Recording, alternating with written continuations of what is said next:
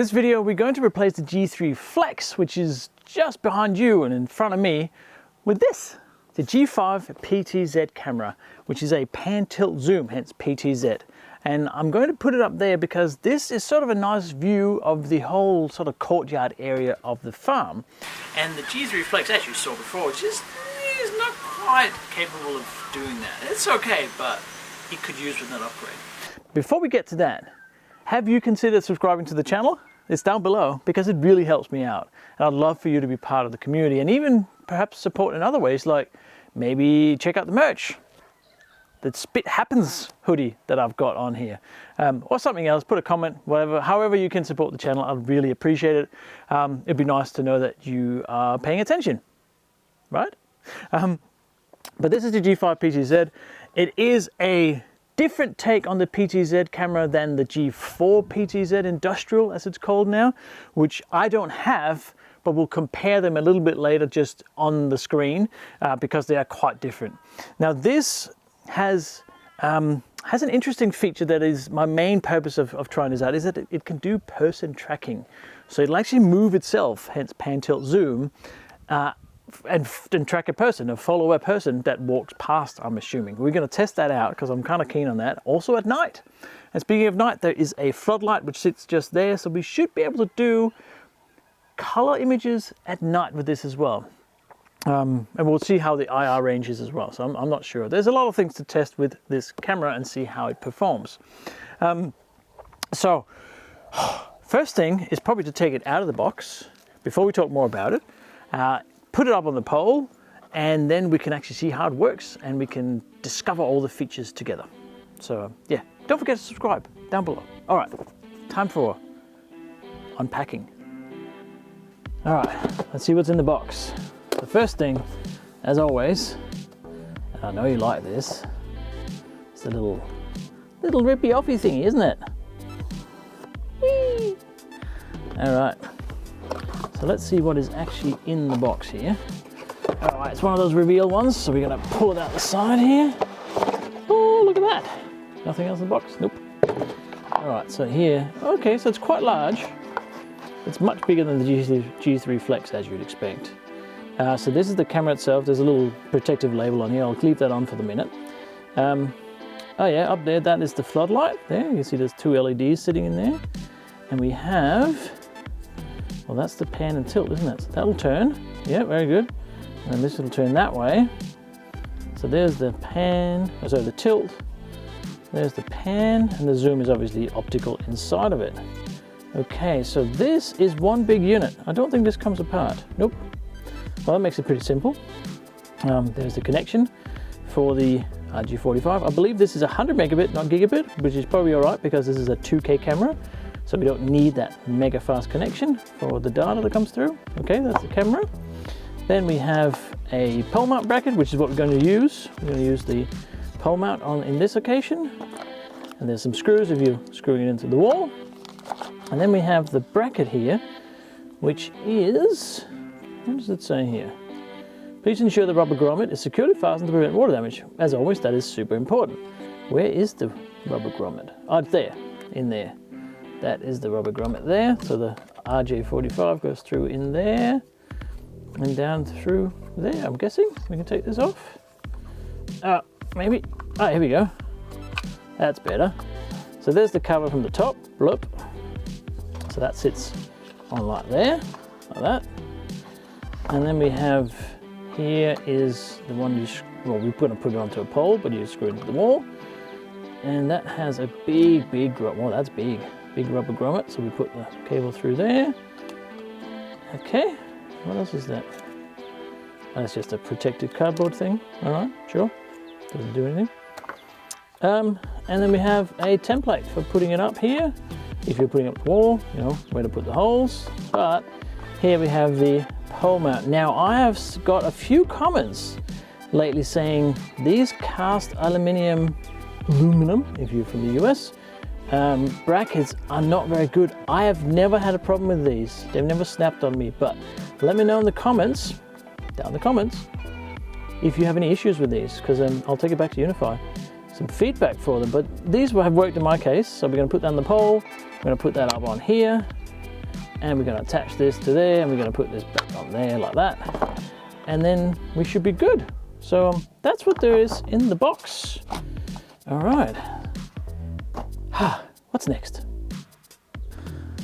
All right, I'm on the roof. OH&S approved safety equipment installed, I think. Anyway, let's take this G3 Flex off because we're going to need the cable. Reuse it. So these are 100 megabit devices, as is the G5 PTZ, so that should be just fine. And then lots of people ask what I do with these cameras, and to be honest, I give them away to friends and family. I use them for other projects that I don't film, because that happens too, or they go in the cupboard of broken dreams. There's a few different options, but yeah, that one's off. So we've got plenty of cable here because we're going to install it about up here and then hanging down like that is the plan, roughly, sort of thing. Let me just get this off. So the first step is the aluminium, or aluminum if you're that way inclined, mount. I'm going to put it as high up as I can because it's going to obviously hang down. So we're going to put it about yay. Make sure I've got enough rope here. That should be fine. Yep. So we're going to put it about there. So it'll hang out that way. And I think it should give a nice view of the whole area. All right, so the bracket's on. These aluminium brackets, I hear stories that they break. I've never had one break, so I don't know. If you're wondering why this is so wobbly, yes, there's going to be a guide wire on here. So, but feel free to comment on the installation. This is not what I do for a living, so I'm happy to be corrected and learn from that. Now we've got to put the bracket on there, I think. We should just take this off, I think. There we go, camera open. Figure out how this works. So that's going to go on there. But the cable's going to go in through that bit there, obviously, and through the grommet. So let's do that first. So here is the cover, the lid. It's already dirty now. It's all right. And that's the big grommet that we need to get the cable through. So it's obviously the cable's going to come from the top. So we're going to make sure we put it in from the top. And that's really easy. That's super simple. Yeah, no problem. Like that. Whoop. And then that goes through this grommet here, like that. And then we make sure that that is seated properly so we don't get any water or wasps or ants or any of that stuff in here. That looks pretty good. And now we're gonna, oh, I did that wrong. See? That's what happens. At least I noticed before I installed it all. So it's got to go in through here, in through the bracket, obviously. Otherwise, we're going to have a cable sitting weirdly outside. So we don't want that. You may have noticed these are blue cables. It's a blue cable. Yeah, it's an indoor cable, I'm aware. I'm in the process of upgrading them, but there's many. If you want to know why that's important, I did do a video on outdoor versus indoor cables, which is linked there. So go check that out. So yes, I'm aware this is not the ideal cable, but for now it will do the trick, and it has for quite a while. But yes, it does need to be an outdoor rated cable. All right, here we go. Now that's in properly, like that. So now we can put it on the bracket itself. So the last thing we need to do is obviously plug it in. So that goes in there. Click. Oh, that starts turning. See that? That's because I've now plugged it in. We should just attach it up here as well. So it's pretty easy. It actually fits in only one way. Oh, that's wrong. Like that. There we go. And then we put the grommet back like so. And we put the cable down. And then the last bit, of course, is to put the cover on the top, which also slides in really nicely, like that. And the final bit we need to do is there's a little security screw that needs to go on top here. So, it's wet, but it's outdoor rated, but we'll get to all the specs in just a second. Let's jump into Unifi Protect, adopt it, check it out, and then we'll test those features, the tracking and everything else. Before we get into adopting and looking at the G5 PTZ, did I mention that I have merch? Yeah, I made it myself. So if you like this jumper, you know, by all means, it's spit happens, then go for that. But what about a mug? Holds your drink and stuff. Oh, delicious. Or you can just subscribe. But anyway, let's have a look at the G5 PTZ. So let's go into the cameras, the dials here, and you'll see that it is, where is it? Hello, there it is. Click to adopt, ready to adopt. So let's do that. Click there. One new device has been added, and then there's going to be a software update. There always is a firmware update. So we're just going to do that, and I'll be right back. Right, it's updated, and we're up to speed now. So let's have a look. Before we get into actually moving in and testing out all the features, let's have a look through what we get, because I haven't seen this before. I haven't had a PTZ camera from Unifi before. So we have the overview here. There's a little bit of the picture. We'll get to that, don't worry. The status is online. I hope so. Connection's excellent. I also hope so. It's a G5 PTZ, yes, and then there's a firmware version which we've just updated, so that's great. The frames per second is 30, and the bitrate is 10 megabit per second, and which is why it doesn't need a gigabit port, right? And uptime 2 minutes, well, because it just updated. Or we just adopted it and updated it. Recording mode. Okay, let's see what we got. So we have recording manager. That is that sort of, if you haven't looked at that before, it's sort of a general way of, I can click on it. We're not going to go through it, but you can see it here. This is a general way of one to record for all of the different cameras. It's sort of a, you know, an admin view, I guess. So we'll just go back here to our G5 PTZ. We have our recording options, when to record, always, custom schedule, or never. Well, we want to put that to always, don't we? Yeah, I would have thought so. Anyway, it's always recording. I think that makes more sense. Create motion events, create II events. Why would they not be checked? I thought they always were by default. Anyway, well, I will add those because I want to have that. That was odd. If you know why that is, let me know in the comments. I haven't seen that before on a startup, that it wasn't actually recording, or it didn't seem to be. Strange. The motion events is seconds of motion needed to trigger the event detection, and then how much you want to record before and after the event. There are AI events, so let's see what we got. Edit video detection types.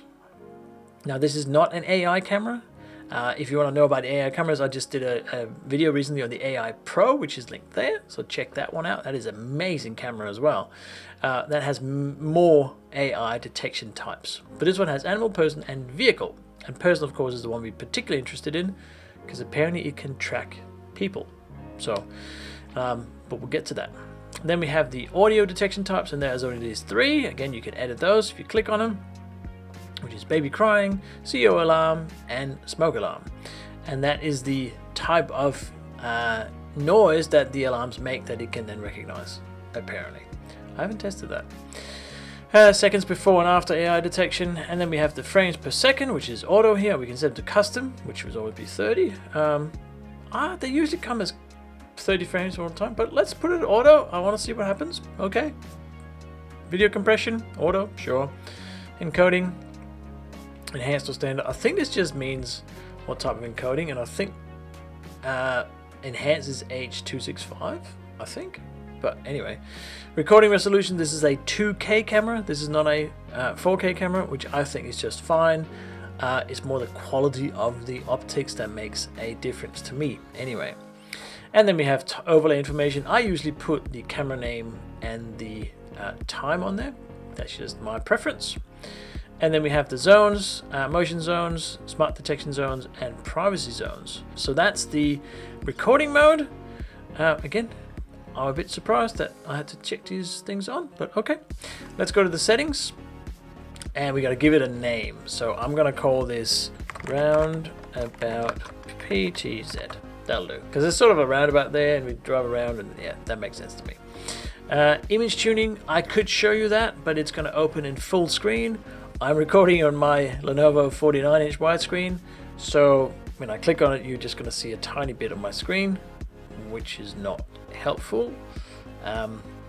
Yeah, there's much more to it. You can change shutter exposure and HDR things, and again, you can change all these things for the camera, not specific to this particular camera. And then it opens up, there's the image. Anyway, we'll get back to that. We have the microphone sensitivity, noise reduction, we can put that on there, or we can disable it permanently.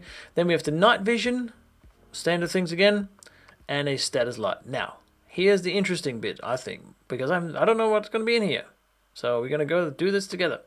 The enhancer, color night vision. So this is turning that spotlight on if there is motion detected at night, so that it lights up the scene and you can record in color. And as you see, if I hover over here, it'll say the camera spotlight will colorize nighttime detection recordings. It lights up when an object is detected in a specific detection zone. Please note that the spotlight's range is 4 meters, right? So this is, you saw the picture of my yard there, or the area. That's a lot more than 4 meters away, but the light will light things up till 4 meters. So not a massive spotlight, but it's there. And then we can turn it off after no motion for, let's say, 15 seconds. That's probably okay. All right, let's have a look at home view. What is home view? Oh, home view. I think this is where the camera goes back to. So because it's supposed to track people, we're going to test that, right? You can move it around, and there's a home view, which is probably where it's home. So that's where it goes back to. Let's see what happens if we click edit. Direction. Okay, here we go. So we can move it that way. Oh, I got to use the keyboard. Is that what it says? I think that's what it says. Yeah. Oh, here we go. So this is the set home view, set default view for this PTZ camera. Your camera will return to this view when you press the R button. Okay. So I'm going to see, I think I need to use the arrow keys. There we go. It's moving. Ooh, look at that. Woodshed. Yeah, right. So we can then use this. We're assuming this is going to be in the mobile app as well. We'll test that too. Okay, I press I. There we go. We're zooming in. So that is the max zoom. Ooh, it's trying to focus. Can I press somewhere to focus? No, I figured it out. Okay. And then O, I guess, is out, in and out. Maybe. Yeah, right. Okay.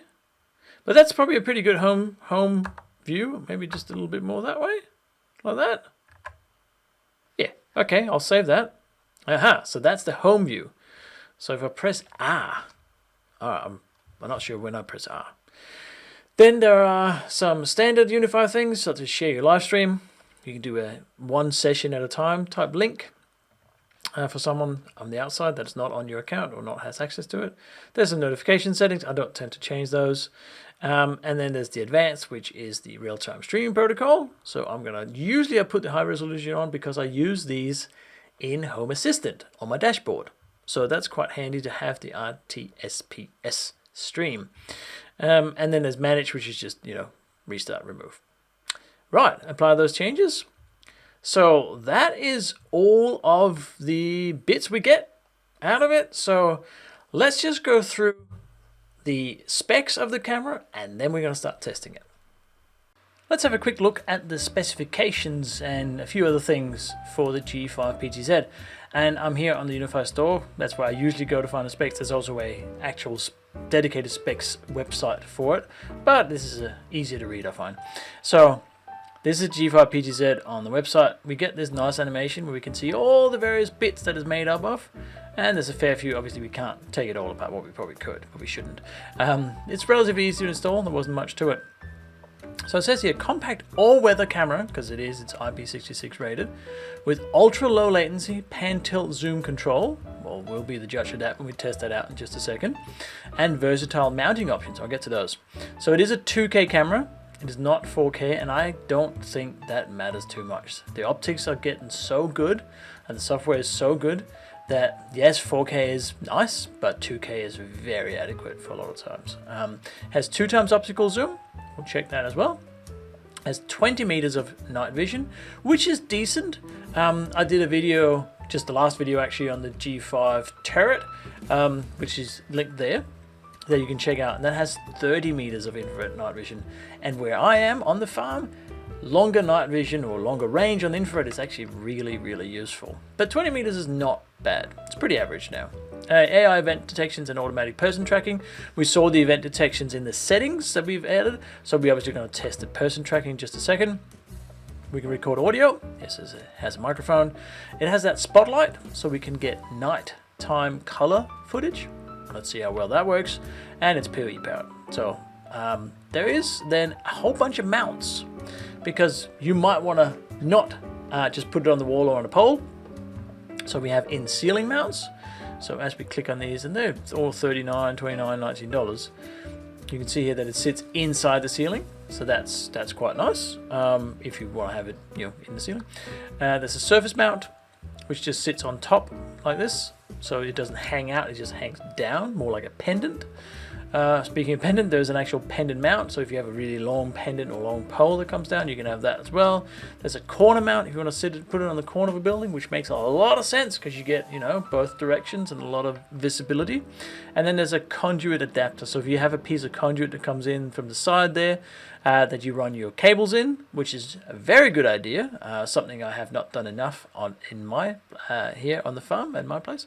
There is an adapter for that as well. So a whole lot of adapters, but let's go back to the G5 PTZ. I'm just going to scroll down to the specs here.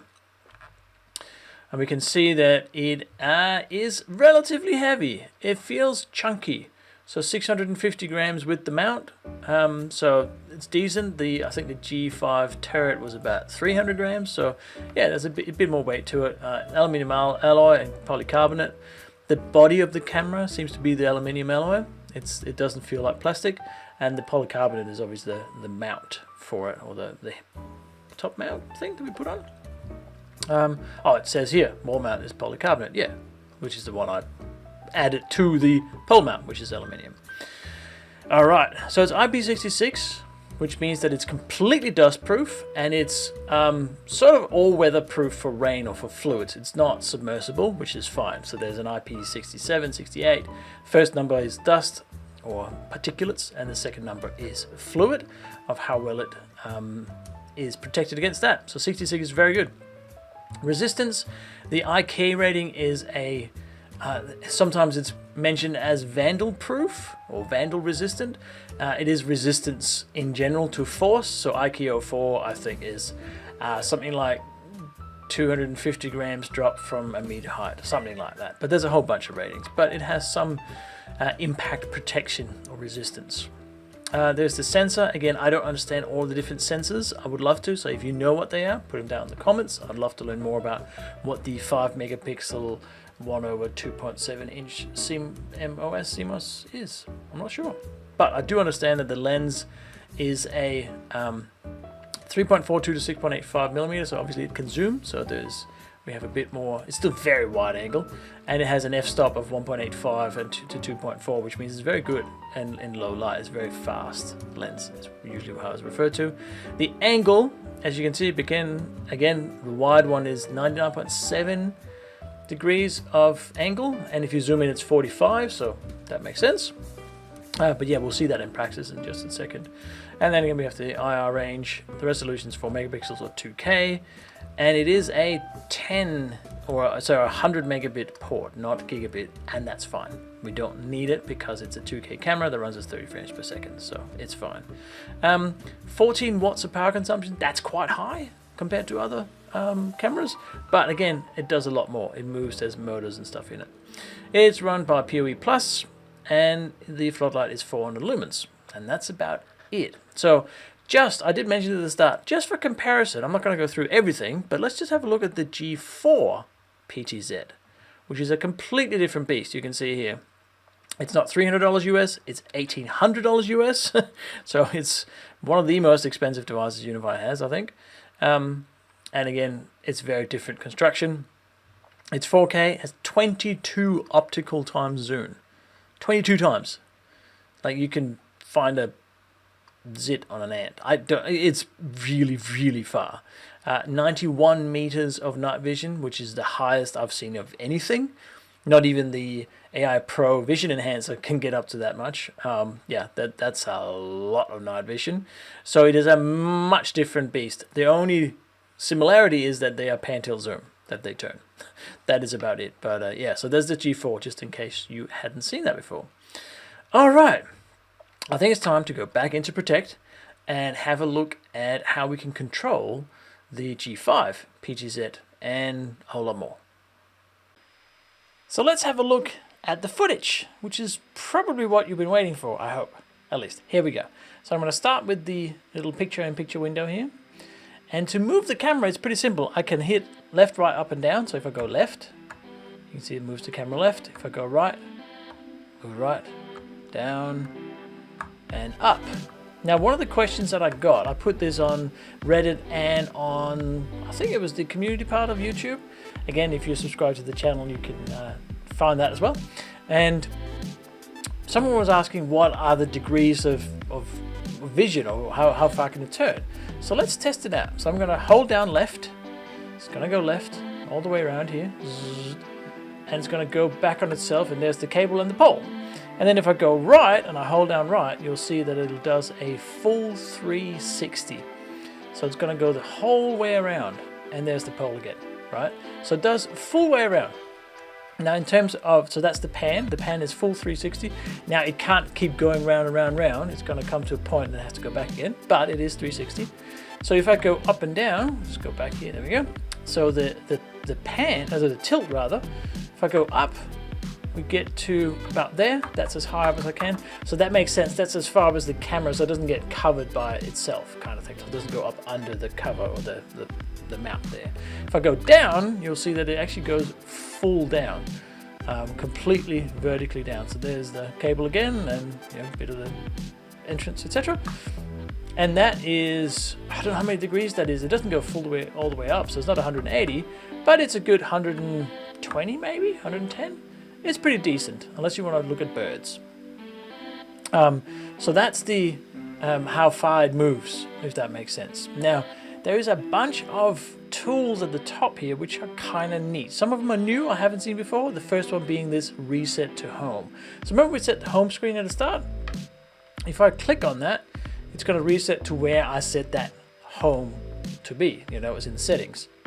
Then there are the presets, and that's you can make it remember up to sort of 10 positions of the camera. So if there's spots you look at it a lot, you can set them as presets so it'll automatically go to those spots, which is kind of neat. Very easy to set up. I'm not sure I need that, but I can see a use for it. And then we have the person auto tracking. So bear in mind, as far as I can figure out what I'm testing, if I move the camera here,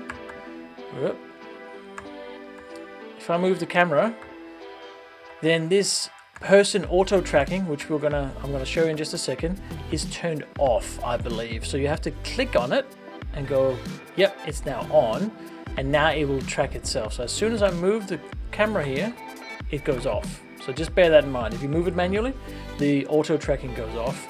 I had a question as well whether it had patrol mode. So whether it was, going from one side to the other, sort of patrolling the area. It does not do that. I believe the G4 PTZ does that, but this does not.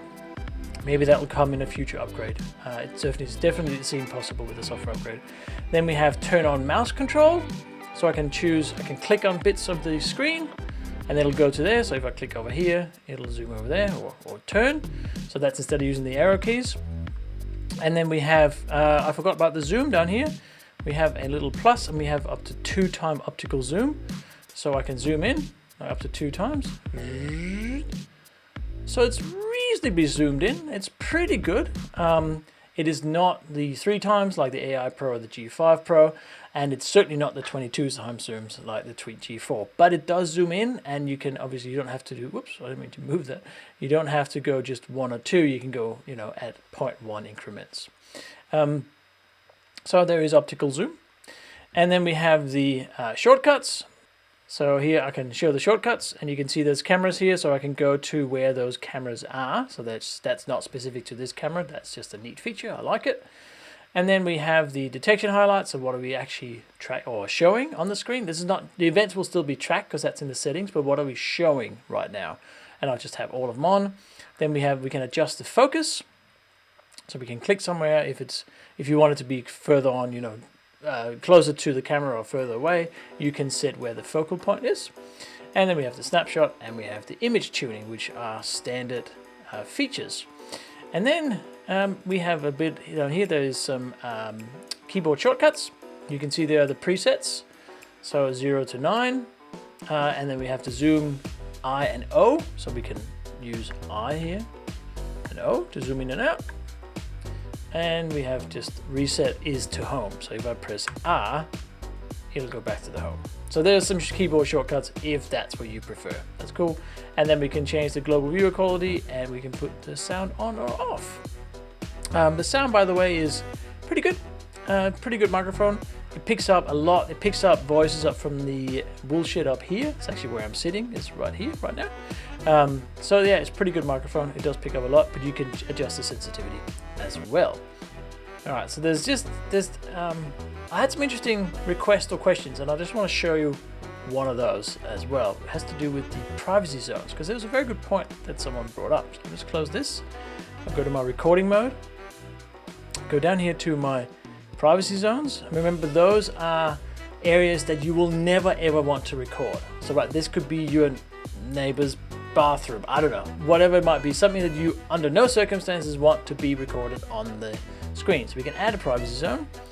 And let's say that down here, remove this. I never want to record this bit of this car that's on the cover, which is my old Jeep. I've wrapped it up nicely for the winter. So I can then say this zone here, we can call this the no Jeep zone, for example. And we can save that. And now, if I go back to the recording here, that's a black box, right? Nothing unusual about that.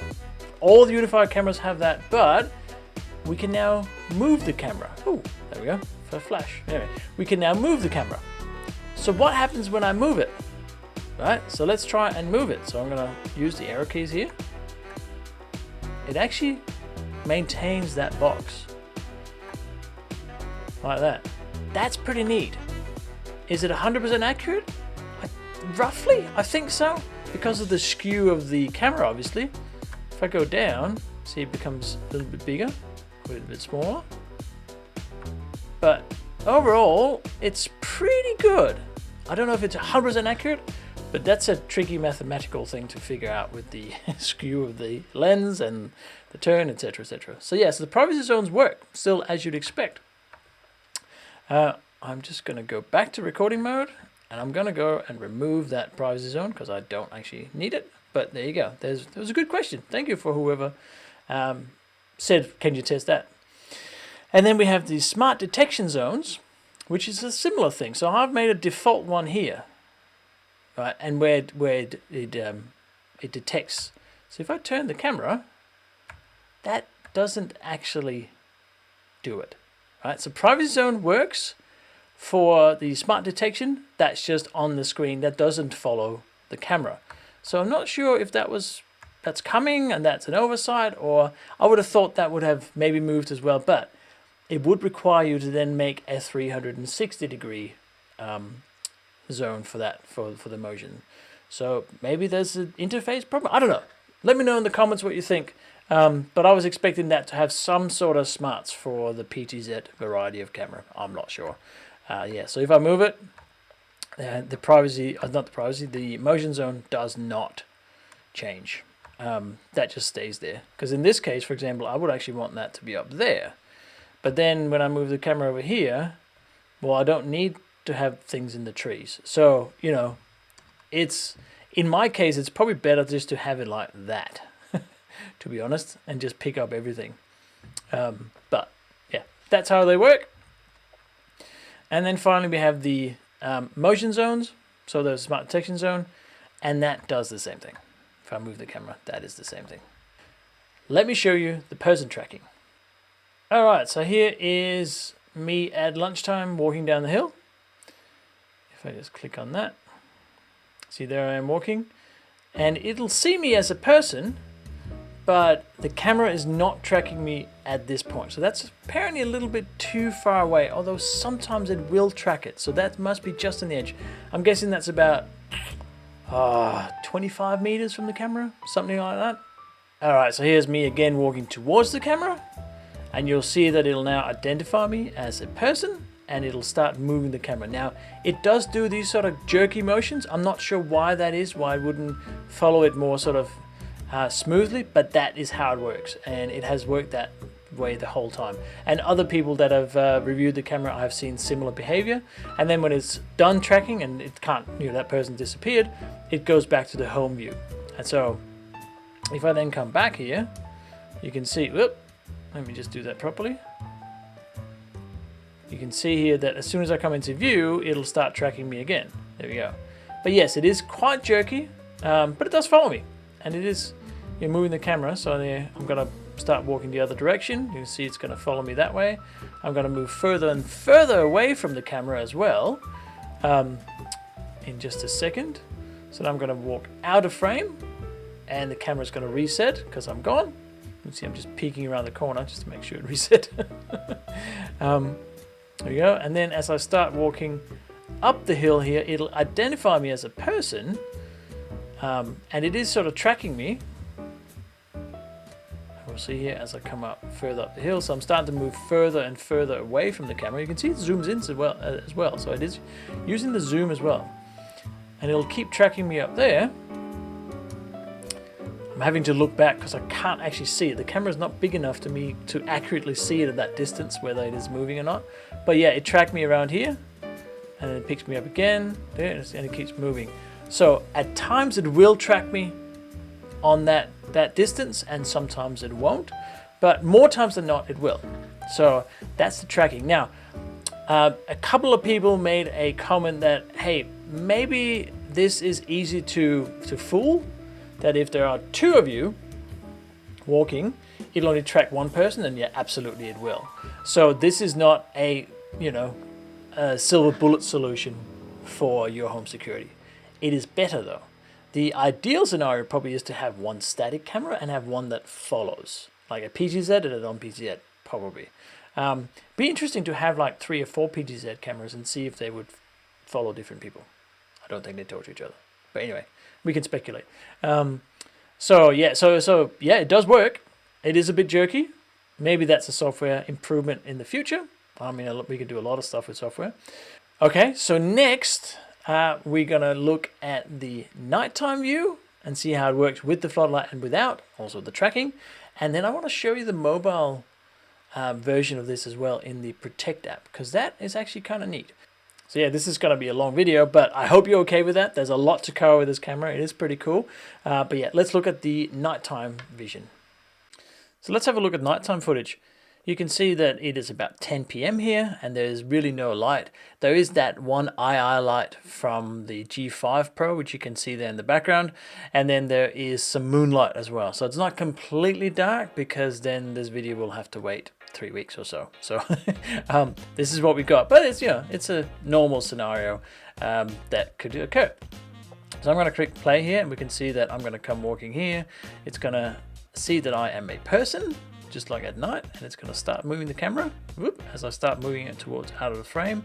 And what happened there was it actually put the floodlights on, and then it changes to daytime, which meant that it couldn't see me because I was sort of moving out of frame. So that was a little bit of a quirk there. So you might want to have the floodlight on or not. I think if I had the floodlight off there, it would have actually tracked me better. But you can see that it's trying to find me again, or it actually lost me. So it goes back to the home position again. So the range at night is, and this makes sense, shorter than it is in the day for the tracking part of it, which is, as you'd expect. And here's another example of me coming around the corner here, and then you can see for some reason it makes my very dark blue jumper white and my pants are still black, but I don't know. So in that case, it didn't track me, it didn't see me, so that was, okay. Maybe it didn't quite get me there as an outline of a person, I'm not sure, but there was certainly movement. It gets me right down there, so then I just move out of frame. I'm gonna come back into frame, and you can see now it finds me and it starts actually moving the camera and tracking me. So it does track it. Oh, there's the daylight again. So it changes to the floodlight and it becomes a color image at night.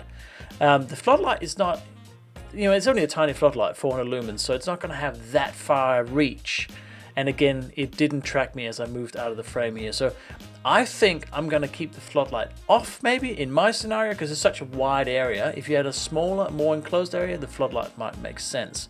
But I think in my case, it makes sense to not have the floodlight on, because it seems to track better without it But anyway, let me know in the comments if that's your experience as well. It definitely does track at night. The IR range is decent. It's not a great example here because obviously I have the moonlight and I have the other IR light up there as well. But yeah, it definitely does work at night. I would like the IR range to maybe be a little bit longer, but that's just for my scenario. So again, yeah, I'm keen to hear what you think down in the comments. Let me know. Oh, there I am. I come walking past. So this time it will track me. So you see, more often than not, it will track the person at night. But again, to put the floodlights on and then I kind of disappear. So yeah, I think we're going to turn the floodlights off. That's going to be probably my go-to setting for this camera after testing it. So, okay, now let's have a look at the mobile app and maybe check out the merch.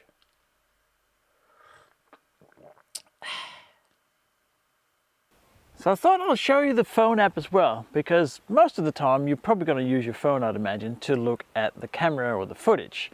So here's the phone view. This is the Unifi Protect app. So you'll see it there. And this has, as you'd expect, some functions. So right now it's tracking me and the dog, which is right there. So you can see that on the screen. So I can then press on the screen, and then down here on the left, there is a PTZ button. And it says this, something went wrong, try again later, and I don't think anything went wrong. So I'm not sure what that error message is for. But anyway, it's come up a few times. It doesn't seem to do anything. So I can now move the camera. So if I move it up, like this, I can use the little joystick here. It's quite good. And it's moving. There's a little bit of lag, a little bit of latency, but really not bad. I mean, you'd expect so because I'm on the local network, right? So you can move the camera around there. I don't know what that little circle up top left is doing, why that's like spinning, not sure. That doesn't seem to do anything either. We can zoom in as well. We can just do a quick shoot here, 2x zoom, or we can zoom in a little bit on the joystick here on the right as well. So there's the zoom controls, or you can just zoom all the way out like so. And that is, and we can put back person tracking back on, and it's going to now find me. If I move around a bit here, you can see it should, you know, probably. Anyway, we'll see if it might find me. So yeah, again, if you use the manual controls, you're going to have to put the auto track back on manually. I think, I'm not sure if it comes on after a while, but I tend to just press it and turn it on manually. That is really it for what you can do. You can control the camera, which is good. If I just go out of this view here, there's the standard controls for a Unifi camera. Come on, there we go. You can see them now. They are, you know, focus, audio, and then it disappears quickly. There's the quality. There's again the PTZ. There's motion events. And what was the last one? And there is picture-in-picture and detection highlights. So those are common things that you get on any Unifi camera. So there's nothing special about that. So there's a little bit more to show in the phone app, but it doesn't do as much as the desktop in terms of the presets aren't here as far as I can tell. So I've just turned the camera to portrait, and we can now have a look at the settings, which are the same as you get on the desktop. So you have the viewer quality, detection highlight, viewer position, viewer controls, which are obviously the controls for the camera. So you can put here below status bar. These are the same as any other Unifi camera. Playback speed is for, you know, the footage. And then we have camera settings, which are again the same. I couldn't actually turn off the floodlight through the phone app. I had to do that through the web to get that to not turn on at night. So there's a few things you obviously can't do on the phone app, but I think that's fine. There's the image tuning, notifications, etc. These are all standard things. Here we have the recording settings. They're again the same as what we saw on the desktop. And there's the overview. So the main thing you get with the phone app is that you can control the PTZ you know, view, angle, whatever. You can't do the presets, and for some reason that doesn't seem to have the home button. Maybe I missed that, but it doesn't seem to have that reset to home, which it does automatically when you auto track anyway. So yeah, that's the phone app. And now, as a bonus, let's have a look at what comes through to Home Assistant from the PTZ camera. My last few videos haven't really been about home automation because there's been so much cool stuff coming out from Unifi that I'd spent my time on. But I thought And also because someone mentioned it in, I think it was on Reddit, maybe what is it that comes through to Home Assistant from the new G5 PTZ? And straight up front, I'm sorry to disappoint you, you cannot control it through Home Assistant. You can't automate something to make it go right or left. That would have been hilarious. I'm not sure what for, but anyway. So I will show you what has come through. So here is Home Assistant. This is the Roundabout PTZ entity or device, which has come through my Unifi Protect integration. And there are a number of sensors, like there are on most Unifi cameras. So we have animal detected, baby cry detected, CO alarm detected. So these are the sort of AI detections, or whatever you want to call them. We have motion, which right now is on. Okay, so detection of motion is on. It's not that it has detected motion, because that's down here, and that now says clear. You can see here that person detected is available, and that was turned on and off. So whenever there is a person detected, that comes on as well. So you can use that for an automation, maybe. And then there's smoke alarm and vehicle. So we don't get anything to do with the actual movement of the camera. That's just how it is. I'm not sure how that would come through anyway. But yeah. And then there are some, there's 4 entities not shown here, which is audio object detected, high resolution channel insecure, and last motion detector. I'm not sure why they're not enabled, but okay. Then we have some diagnostics, which are the values that come out that you can't. They're just numbers basically, right? So there's lots of booleans.